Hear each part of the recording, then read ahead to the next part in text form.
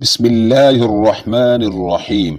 آپ پر خدا کی سلامتی، برکتیں اور رحمتیں نازل ہوں۔ فجر کی نماز کے بعد قرآن کی یہ سورت جو پڑھتا ہے، اللہ پاک سے جو دعا مانگتا ہے وہ اللہ رب العزت فوراً قبول فرماتے ہیں اور آسمانوں کے فرشتے اسے گھیر لیتے ہیں، اور یہ سورت انسان کو اللہ پاک کے بہت قریب کر دیتی ہے۔ یہ سورت غریبوں کو امیر، بیماروں کو صحت مند اور حاجت مندوں کی حاجتوں کو پورا کر دیتی ہے، اور اللہ رب العزت اس بندے پر بہت خوش ہو رہے ہوتے ہیں جب وہ یہ سورت پڑھ رہا ہوتا ہے۔ اگر کوئی صبح پڑھے تو فرشتے دن بھر اس کی حفاظت کرتے ہیں، اور اگر رات کو پڑھے تو فرشتے ساری رات اس کی حفاظت کرتے ہیں۔ یہ سورت ملازمین کے لیے قیمتی ہے، جیسا کہ ہر کوئی اپنی زندگی میں کامیاب ہونا چاہتا ہے تو اس سورت کو روزانہ ایک مرتبہ صبح کی نماز کے بعد لازمی پڑھیں۔ یہ قرآن کی وہ سورت ہے کہ جس کی تلاوت جنت میں اللہ رب العزت خود فرمائیں گے۔ صحیح مسلم کی روایت میں ہے کہ رسول اللہ صلی اللہ علیہ وسلم نے فرمایا، جو شخص فجر کی نماز پڑھ لیتا ہے وہ اللہ کے ذمہ میں آ جاتا ہے، یعنی جو شخص نماز فجر کا فرائضہ ادا کر لیتا ہے وہ اللہ کے حفاظت میں آ جاتا ہے، اور اسے کوئی بھی نقصان نہیں پہنچا سکتا۔ ہم میں سے اکثر لوگوں کو ایک شکایت ہمیشہ رہتی ہے کہ روزی میں برکت نہیں، گھر کے اخراجات پورے نہیں، کتنا ہی کمال و معلوم ہی نہیں چلتا کہاں گیا، ہر وقت کوئی نہ کوئی پریشانی رہتی ہے، کبھی بیماری، کبھی کوئی اور تنگی۔ اگر ہم اس تمام بے برکتی، تنگ دستی، بے روزگاری اور پریشانیوں کو نماز فجر کے عدم ادائیگی کے پس منظر میں دیکھیں تو معلوم ہوگا یہ سب بے برکتی اسی وجہ سے ہے کہ ہم نماز فجر کی ادائیگی میں حد درجہ کوتاہی، غفلت، لاپرواہی کرتے ہیں۔ جیسا کہ آپ نے فرمایا کہ فجر کی 2 رکعت سنتے دنیا اور دنیا کی ہر چیز سے افضل ہے۔ قرآن کریم کی تلاوت کرنا باعث برکت اور ثواب ہے، مگر افسوس کا مقام ہے کہ ہماری اکثریت تلاوت قرآن مجید سے غافل ہے، دنیا کے کاموں میں اپنا وقت لگاتے ہیں جبکہ تلاوت قرآن کے لیے وقت ہی نہیں ملتا۔ بہانہ کیا جاتا، یقین جانیے تلاوت قرآن پاک سے اللہ پاک وقت میں اور رزق میں برکت ڈالتا ہے۔ آج سے یہ پکا عہد کر لیں کہ اب ہم اللہ کے فضل سے قرآن مجید کی تلاوت کے لیے روزانہ وقت نکال کر زیادہ سے زیادہ تلاوت کریں گے، اور اس کو سمجھ کر پڑھیں گے اور اس پر عمل کریں گے، یعنی اس کو ترجمہ کے ساتھ پڑھیں گے تاکہ پتہ چلے اللہ تعالیٰ اپنے بندوں سے کیا فرماتے ہیں۔ رسول اللہ نے فرمایا تم قرآن پڑھو، اس لیے کہ قرآن قیامت کے دن اپنے پڑھنے والوں کے لیے شفاعت کرے گا۔ ایک دوسری حدیث میں ہے قرآن کی سفارش کو قبول کیا جائے گا، قرآن کو پڑھنے کے بعد اس کو اپنی عملی زندگی میں لانے والوں کے لیے بھی جھگڑا کرے گا اور نجات دلائے گا۔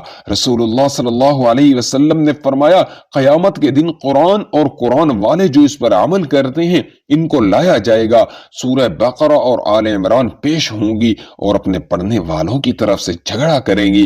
قرآن کو جو لوگ مضبوطی سے تھام لیتے ہیں تو اللہ تعالیٰ ان کو بلند کر دیتا ہے، وہ دنیا میں بھی عزت حاصل کرتا ہے اور آخرت میں بھی جنت میں داخل ہوگا۔ جو قرآن کی تلاوت اور تعلیمات سے دور ہوتے ہیں اور اپنی زندگی اپنی مرضی اور چاہت سے بسر کرتے ہیں تو پھر ایسے بندوں کو اللہ ذلیل و خوار کر دیتے ہیں۔ چنانچہ نبی اکرم صلی اللہ علیہ وسلم نے فرمایا اللہ تعالیٰ اس کتاب قرآن مجید کی وجہ سے بہت سے لوگوں کو سر بلند فرمائے گا اور دوسروں کو ذلیل کرے گا۔ قرآن مجید کی تلاوت کرنے سے ہر حرف کے بدلے میں 10 نیکیاں ملتی ہیں۔ قیامت کے روز انسان ایک نیکی کے لیے مارا مارا پھرے گا، لہٰذا نیکیوں کے حصول کے لیے تلاوت قرآن کو معمول بنانا چاہیے۔ رسول اللہ صلی اللہ علیہ وسلم نے ارشاد فرمایا جس نے کتاب اللہ کا ایک حرف تلاوت کیا اس کو ایک نیکی ملے گی، اور اس ایک نیکی کا بدلہ کم از کم 10 گنا ہے، یعنی کہ الف لام میم ایک حرف ہے، لیکن الف ایک حرف، لام دوسرا اور میم تیسرا حرف ہے۔ قرآن کو یاد کرنا اور اس کو حفظ کر کے اپنے سینے میں محفوظ کرنا سعادت مندی ہے۔ آپ صلی اللہ علیہ وسلم نے فرمایا بے شک وہ آدمی جس کے دل میں قرآن کا کچھ حصہ نہیں وہ ویران گھر کی طرح ہے۔ قرآن کریم کی تلاوت بجائے خود اجر و ثواب کا باعث ہے، چاہے پڑھنے والا اس کے معنی و مطالب کو سمجھتا ہو یا نہ سمجھتا ہو، اس کے ایک ایک حرف پر نیکیاں ہر پڑھنے والے کو ملیں گی۔ جیسا کہ حدیث میں فرمایا گیا، تاہم یہ محض اللہ کا فضل و کرم ہے کہ وہ ہر پڑھنے والے کو اجر عظیم سے نوازتا ہے، لیکن بغیر سمجھے پڑھنے سے ثواب تو یقیناً مل جائے گا، لیکن قرآن کے نزول کا جو اصل مقصد ہے وہ اسے حاصل نہیں ہوگا۔ وہ مقصد کیا ہے؟ ہدایت اور روشنی یہ تو صرف اسے ہی ملے گی جو قرآن کو سمجھنے کی اور اس کے معنی و مطالب سے آگاہی حاصل کرنے کی کوشش کرے گا۔ آج اس قرآن کو پڑھنے والے تو لاکھوں کروڑوں کی تعداد میں ہیں، لیکن اس میں بیان کردہ اصول و ضوابط اور تعلیمات و ہدایات کو سمجھنے والے بہت تھوڑے سے ہیں۔ حالانکہ اللہ تعالیٰ نے فرمایا ہے، ہم نے قرآن کو آسان کیا۔ نصیحت حاصل کرنے کے لیے ہر مسلمان کے لیے ضروری ہے کہ وہ قرآن کریم کو محض تبرک کے طور پر ہی نہ پڑھے، بلکہ اسے سمجھنے کی بھی کوشش کریں تاکہ وہ اس کے اصل مقصد نزول کو بھی حاصل کر سکے۔ علاوہ ازیں قرآن کریم پر تدبر اور اسے سمجھنے سے اصل مقصد اللہ کی مرضی و منشا معلوم کر کے اس پر عمل کرنا ہو، نہ کہ محض اس کے لطائف و قائق اور اس کے اسرار و غمامت سے واقفیت حاصل کرنا، کیونکہ یہ واقفیت تو عربوں کو حاصل ہے، ان کی زبان عربی ہے، اور اس بنا پر وہ قرآن کے مطالب و معائنے سے ناشنا نہیں، لیکن چونکہ ان کا عمل قرآن پر نہیں ہے، اس لیے دیگر مسلمانوں کی طرح وہ بھی دنیا میں یہودیوں کے ہاتھوں مغلوب ہیں۔ یہ قرآن سے گریس کی وہ سزا ہے جو اللہ تعالیٰ مسلمانوں کو اس دنیا میں دے رہا ہے، اس لیے قرآن کو سمجھ لینا ہی کافی نہیں، اس پر عمل کرنا بھی ضروری ہے۔ اور جب تک مسلمانوں کی انفرادی و اجتماعی زندگی قرآن کے سانچے میں نہیں ڈھلے گی، ان کے شب و روز کے معمولات قرآنی ہدایات کے تابع نہیں ہوں گے، اور مسلمان قرآن کو اپنا رہنما زندگی تسلیم نہیں کریں گے، ان کی ذلت و ادبار کا یہ دور ختم نہیں ہوگا، اور ان کی مشکلات کم نہیں ہوں گی، اور ان کی وہ عظمت رفتہ بحال نہیں ہوگی جس کے وہ خواہش مند ہیں۔ بس ایمان والے تو ایسے ہوتے ہیں کہ جب اللہ تعالیٰ کا ذکر آتا ہے تو ان کے دل ڈر جاتے ہیں، اور جب اللہ کی آیتیں ان کو پڑھ کر سنائی جاتی ہیں تو وہ آیتیں ان کے ایمان کو اور بڑھا دیتی ہیں، اور وہ لوگ اپنے رب پر توکل کرتے ہیں۔ کہہ دیجیے تم اس پر ایمان لو یا نہ لو، جنہیں اس سے پہلے علم دیا کہ ان کے پاس تو جب بھی اس کی تلاوت کی جاتی ہے تو وہ ٹھوریوں کے بل سجدہ میں گر پڑتے ہیں اور کہتے ہیں کہ ہمارا رب پاک ہے، ہمارے رب کا وعدہ بلا شک و شبہ پورا ہو کر رہنے والا ہے۔ وہ اپنی ٹھوریوں کے بل روتے ہوئے سجدہ میں گر پڑتے ہیں، اور یہ قرآن ان کی عاجزی اور خشوع اور خضوع بڑھا دیتا ہے۔ یعنی قرآن مجید سن کر ان پر اس قدر خشیت الہی اور رقت نفس طاری ہوتی ہے کہ جس سے ان کی آنکھیں اشک بار، دل موم اور پیشانیاں سجدہ ریز ہو جاتی ہیں۔ اثر پذیری کا تذکرہ ایک جگہ رب العالمین ان الفاظ میں کرتا ہے، اور جب وہ رسول کی طرف نازل کردہ کلام کو سنتے ہیں تو آپ ان کی آنکھیں آنسوؤں سے بہتی ہوئی دیکھتے ہیں، اس سبب سے کہ انہوں نے حق کو پہچان لیا۔ وہ کہتے ہیں کہ اے ہمارے رب، ہم ایمان لے آئے، بس تو ہم کو بھی ان لوگوں کے ساتھ لکھ لے جو تصدیق کرتے ہیں۔ اللہ تعالیٰ نے بہترین کلام نازل فرمایا جو ایسی کتاب ہے کہ آپس میں ملتی جلتی اور بار بار دہرائی ہوئی آیتوں کی ہے، جس سے ان لوگوں کے رونگٹے کھڑے ہو جاتے ہیں جو اپنے رب کا خوف رکھتے ہیں۔ آخر میں ان کے جسم اور دل اللہ تعالیٰ کے ذکر کی طرف، جس کے ذریعے اسے اللہ تعالیٰ ہی راہ بلا دے، اس کا ہادی کوئی نہیں۔ تلاوت قرآن کے اثر انگیزی کا آنکھوں دیکھا ہے۔ حضرت عبداللہ بن مسعود رضی اللہ تعالی عنہ یوں نقل فرماتے ہیں، مجھ سے نبی کریم صلی اللہ علیہ وسلم نے ارشاد فرمایا، مجھے قرآن پڑھ کر سنو۔ میں نے کہا اے اللہ کے رسول، میں آپ کو قرآن پڑھ کر سنوں جبکہ قرآن کا نزول آپ ہی پر ہوا ہے؟ آپ نے فرمایا ہاں۔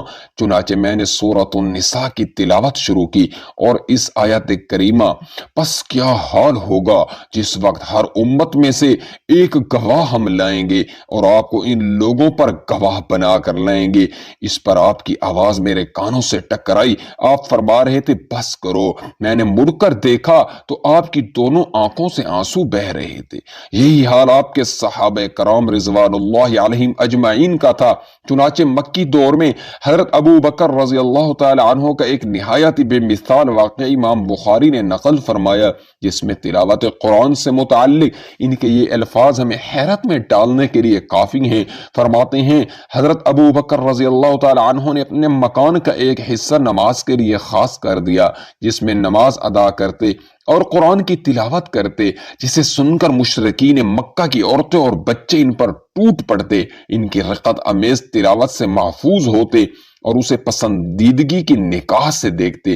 بات دراصل یہ تھی کہ حضرت ابو بکر رضی اللہ تعالیٰ عنہ نہایت نرم دل انسان تھے، تلاوت قرآن کے وقت اپنی آنکھوں پر قابو نہیں رکھ پاتے اور بے اختیار بہہ پڑتی۔ اگر ہم اس قرآن کو کسی پہاڑ پر اتارتے تو دیکھتا کہ خوف الہی سے وہ پست ہو کر ٹکڑے ٹکڑے ہو جاتا۔ ہم ان مثالوں کو لوگوں کے سامنے بیان کرتے ہیں تاکہ وہ غور و فکر کرے۔ تلاوت قرآن وہ مبارک پسندیدہ عمل ہے جس کے سننے کے لیے نہ صرف سلیم و طبع انس و جن مضطرب اور بے چین رہتے ہیں، بلکہ آسمان سے فرشتے بھی اتر آتے ہیں۔ جن لوگوں کو قرآن مجید سے دلی لگاؤ ہے وہ اس کی تلاوت کیے بغیر سکون پا ہی نہیں سکتے، اس لیے باری تعالیٰ ایسے لوگوں کے اجر کو بھی بڑھا دیتا ہے، جیسا کہ حضرت عائشہ رضی اللہ تعالی عنہا کی حدیث میں ہے۔ آپ صلی اللہ علیہ وسلم نے فرمایا، جو شخص قرآن میں ماہر ہے وہ معزز فرشتوں کے ساتھ ہوگا، اور جو شخص قرآن اٹک اٹک کر بمشقت پڑھتا ہے اس کے لیے دوہرا اجر ہے۔ ایسے لوگوں کا مقام دنیا و آخرت دونوں جگہ اعلیٰ و ارفع ہوگا، جیسا کہ حضرت نافع بن عبد الحارث کے اس واقعہ سے پتہ چلتا ہے جو ان کے اور امیر المؤمنین حضرت عمر بن خطاب کے درمیان پیش آیا۔ واقعہ یہ تھا کہ حضرت نافع نے جو مکہ کے والی تھے، مکہ سے باہر جاتے ہوئے اپنا نیب انہوں نے ایک غلام کو بنایا۔ جب حضرت عمر رضی اللہ تعالی عنہ نے اس کی وجہ دریافت کی تو انہوں نے فرمایا وہ قرآن اور فرائض کا عالم ہے۔ اس پر حضرت عمر رضی اللہ تعالی عنہ نے کہا، نبی کریم صلی اللہ علیہ وسلم کا ارشاد گرامی ہے، بے شک اللہ تعالیٰ اس قرآن کی وجہ سے کچھ لوگوں کو بلندی عطا کرے گا اور کچھ کو پستی۔ تو معزز خواتین و حضرات، آج کے وظیفے میں جس سورت کی تلاوت کا ذکر کیا گیا ہے یہ سورۃ الرحمن ہے۔ الرحمن اللہ تعالیٰ کے خوبصورت ناموں میں سے ایک نام ہے جس کا مطلب ہے رحم کرنے والا۔ یہ سورت کے تمام خدائی احسانات ایسی چیز نہیں ہیں جن سے ہمیں غفلت برتنی چاہیے۔ یہ آیت ترانے سے کہ یہ تمہارے رب کی نعمتیں ہیں جن کو تم جھٹلاتے ہو، جو پڑھتا ہے اس پر رحم کیا جاتا ہے، جس مقصد کے لیے پڑھتا ہے وہ مقصد پورا کیا جاتا ہے، دنیا اور آخرت کی سختی سے اسے نجات ملتی ہے۔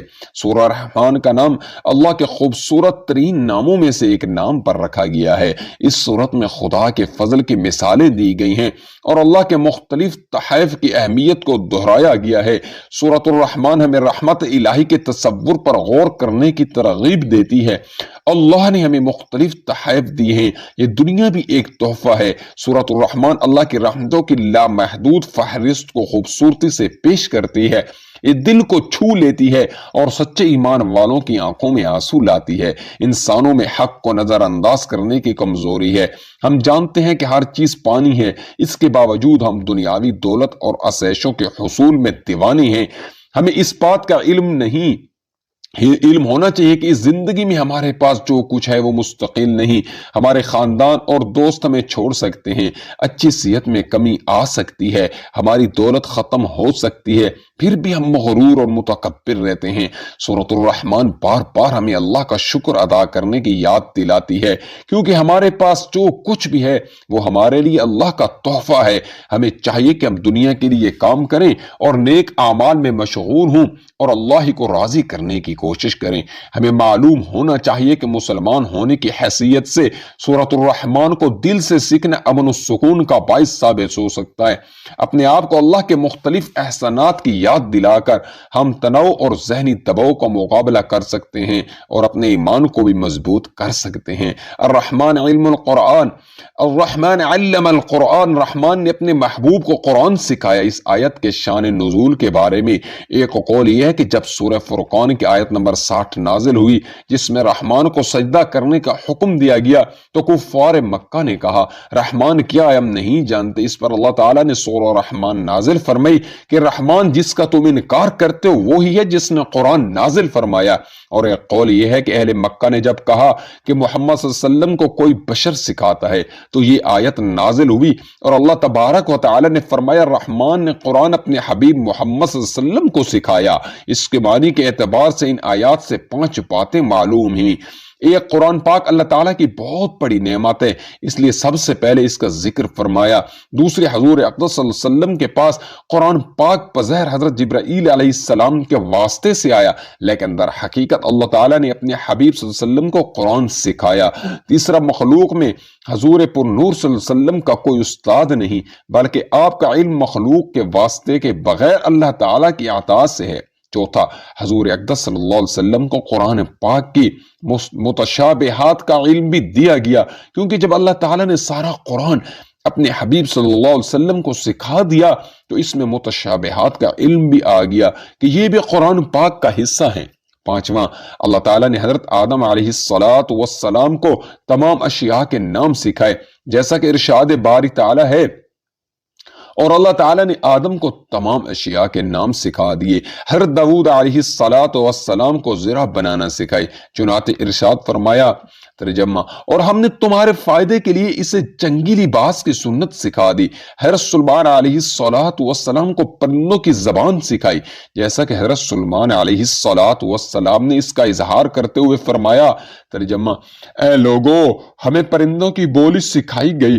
حضرت عیسیٰ علیہ السلام کو تورات اور انجیل کا علم عطا فرمایا۔ ارشاد باری تعالیٰ ہے، اور اللہ اسے کتاب اور حکمت اور تورات اور انجیل سکھائے گا۔ حضرت خضر علیہ السلام کو علم لدن عطا فرمایا، چنانچہ ارشاد فرمایا، اور اسے اپنے علم لدن عطا فرمایا، اور اپنے حبیب صلی اللہ علیہ وسلم کو جو کچھ سکھایا اس کے بارے میں ارشاد فرمایا کہ الرحمن علم القرآن، رحمان نے قرآن سکھایا۔ ایک اور مقام پر ارشاد فرمایا، اور اے محبوب، بے شک آپ کو حکمت والے علم والے کی طرف سے قرآن سکھایا جاتا ہے۔ اور ایک اور جگہ واضح طور پر فرمایا، اور آپ کو وہ سب کچھ سکھا دیا جو آپ نہ جانتے تھے۔ اس سے معلوم ہوا کہ سید المرسلین صلی اللہ علیہ وسلم کا علم تمام انبیاء کرام علیہ السلام بلکہ تمام مخلوق سے زیادہ ہے۔ آپ بھی فجر کی نماز کے بعد ایک مرتبہ اس سورت کو لازمی پڑھا کریں، اللہ تعالیٰ پورا سال آپ پر رحم فرمائیں گے۔ جس پر اللہ پاک رحم فرما دے، پھر اس کے رزق کی تنگی ختم ہو جاتی ہے، اس کی تمام پریشانیاں ختم ہو جاتی ہیں، اس کی اولاد نیک ہو جاتی ہے، کیونکہ جب اللہ پاک راضی ہو جائے تو پھر انسان کے لیے کیا کچھ ناممکن ہے۔ سب کچھ اللہ تعالیٰ اس کو عطا فرما دیتے ہیں۔ اس پر پوری دنیا رحم کرتی ہے، پوری دنیا اس سے محبت کرتی ہے۔ تو آپ بھی اس عمل کو لازمی کریں، آپ کے سب کام آسان ہو جائیں گے۔ اللہ تعالیٰ سے دعا ہے کہ اللہ کریم سب کی پریشانیوں کو دور فرمائے۔ جن کی اولاد نافرمان ہے ان کو والدین کی آنکھوں کی ٹھنڈک بنائے۔ جن کے گھروں میں جھگڑے چل رہے ہیں اللہ پاک ان کو آپس میں پیار اور محبت عطا فرمائے۔ جو میاں بیوی آپس میں جن کا پیار محبت نہیں ہے اللہ تعالیٰ ان کو پیار محبت عطا فرمائے، اور جن کو رزق کی تنگی ہے اللہ تعالیٰ ان کے رزق میں بے پناہ اضافہ فرمائے اور غیب کے خزانوں سے عطا فرمائے۔ جتنے مسلمان بیمار ہیں اللہ پاک سب کو شفائے کاملہ نصیب فرمائے۔ آخر میں اللہ تعالیٰ کے 99 ناموں میں سے کوئی ایک نام برکت کے لیے لکھ کر کامنٹس میں ضرور شیئر کریں۔ اللہ تعالیٰ ہم سب کا حامی و ناصر ہو۔ والسلام۔